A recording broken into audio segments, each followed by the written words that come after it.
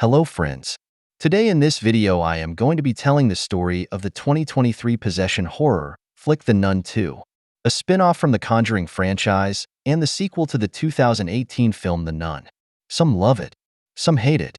It really just depends what kind of horror film you are looking for, but I knew going in what it was going to be, so I liked both films from that aspect. The plot is as follows. It is 1956 in France, and a priest is shockingly murdered, and an evil entity has been spreading throughout the church. Sister Irene is back for this one, where she is once again going to go face to face with the demon Valak and hopefully come out victorious once again. Want to find out who wins this head-to-head matchup? Stick around to find out, because spoilers ahead. Watch out and take care. The movie begins in France, where we see a young boy running around what appears to be a church. As he is running around, he keeps hearing noises and also hears glass shatter, so he believes someone is following him. The boy goes to the priest and says he is being followed, so the priest calls out for whoever is there, and then out of nowhere, the priest is lifted into the air and set on fire. The boy then runs out of the church, and it appears to be a younger-looking Frenchie. Frenchie's real name is Maurice, and he was the young man at the end of the first Nun movie that appeared to be possessed by Valak. This little boy's real name is Jacques. Next we jump to meet Sister Irene, who was the main character of the first Nun movie. She went toe-to-toe with Valak and came out victorious over that silly demon nun. Irene is transferring large boxes somewhere with some of her other nun companions. She also talks with one of the older ladies, and the older lady is complaining about another sister of theirs, Sister Deborah. Deborah and Irene converse with one another and share personal thoughts and stories together. The nuns all meet together, and the oldest one is telling the group about a demon that has attacked them before and that they need to stay united. Sister Irene looks very uncomfortable during the talk and walks out before she can finish. Next we see Maurice at a school, and he is loved by all of the students, and we can tell that he cares for them. Two of the girls start bullying another girl, and this is when Maurice sticks up for her. A delivery lady shows up at Maurice's house for a drop-off, and when Maurice doesn't answer, she is about to head back home until she hears crying come from inside the house. The delivery lady then enters and finds Maurice acting very strangely and looking possessed. Well, he obviously is, as we've all seen the first Nun. So as she starts running out of the house, Valak comes out and slams the door shut, and then taking out the poor delivery lady. She was just doing her job, Valak. Sister Irene has a nightmare one night where she thinks she is talking to Maurice, but it just turns out to be Valak. Valak still haunts Sister Irene to this day. Sister Irene is then asked to come and talk to the head honcho at the cathedral, and whenever she goes to meet with him, he tells her that priests and nuns have been killing themselves all over Europe, and he believes that the killings are all associated with Valak. The man knows that Irene went through a traumatic experience with Valak, but she got out alive, and he wants her to find Valak and end this thing once and for all. Irene doesn't want to, but she is pretty much forced to, as he guilt-trips her into letting more innocent people die if she doesn't step up and do something. Sister Irene boards a train to the next stop, and this is when we find out that Deborah snuck onto the train as well, and she is going to help Irene do this thing, even if it means Deborah gets expelled from the church as a nun.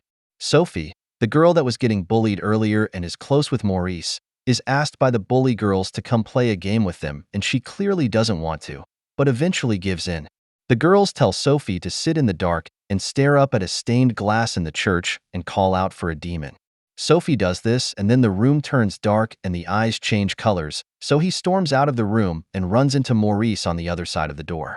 Irene and Deborah arrive to their first church destination, and it happens to be the scene that happened early in the movie, where the priest got set on fire and killed.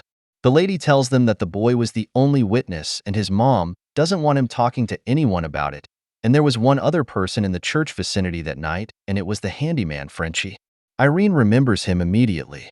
Irene goes to talk to Frenchie, and they catch up with each other.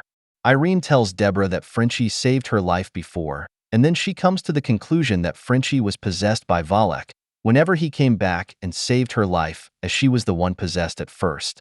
Sophie starts hearing voices in the school again, and she believes it is her mother that is talking to her, even though her mother is deceased. As she is following the voice, she runs into Valak and doesn't know what to think of her at first. Yeah, I'd be booking it out of there as fast as possible, but she stays and isn't intimidated one bit. The rest of the girls walk in, and Valak disappears into the wall. Sister Irene starts hallucinating that she found Jock, but he won't listen to her. Irene follows him around the block, and then we get a cool shot where Valak appears in a wall full of newspapers. It's very subtle and a much better jump scare than any jump scare in the first movie. Irene also starts dreaming of some kind of ritual taking place in her head, and it looks like a sacrificial ritual. Deborah then finds Sister Irene passed out on the floor and unable to wake her up. The head lady of the church finds Frenchie randomly one night staring at a door in the dark. She asks him what he is doing, and he looks really pale and confused, causing him to storm out of the church.